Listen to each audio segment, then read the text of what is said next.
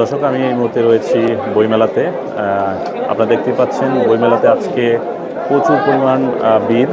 আপনারা দেখতেই পাচ্ছেন যে প্রত্যেকটা স্টলে প্রচুর পরিমাণ মানুষ, পাঠকরা রয়েছেন দর্শনার্থীরা।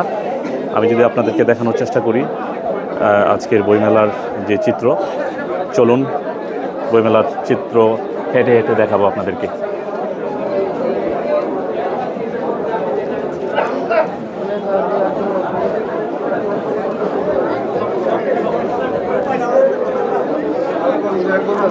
আমি রয়েছি একদম বইমেলার পশ্চিম অংশে, অর্থাৎ সোহরাওয়ার্দী উদ্যানের যেই টাওয়ারটি রয়েছে তার পাশেই।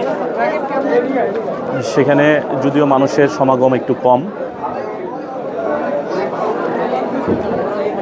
কিন্তু মূল যেই বইমেলার যে বুক স্টলের যেই কেন্দ্রবিন্দু রয়েছে সেখানে প্রচুর পরিমাণ মানুষের ভিড় রয়েছে।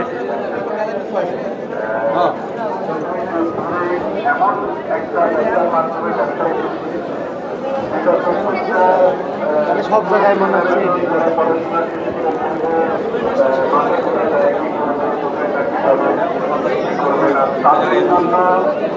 আসলে প্রচুর পরিমাণ দর্শনার্থী এবং বইপ্রেমী মানুষরা এখানে জড়ো হয়েছে।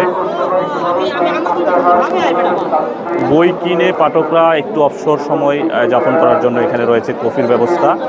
পাশেই মুরুক উন্মোচনের জন্য গ্রন্থ উন্মোচন নামে একটি সেন্টার রয়েছে, যেখানে লেখকদের বইগুলো বিশ্লেষণ করা হয়।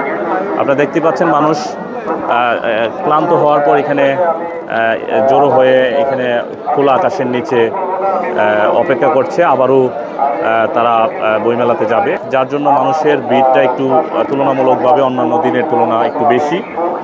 তো এই ছিল দর্শক আমার কাছে বইমেলার সর্বশেষ তথ্য।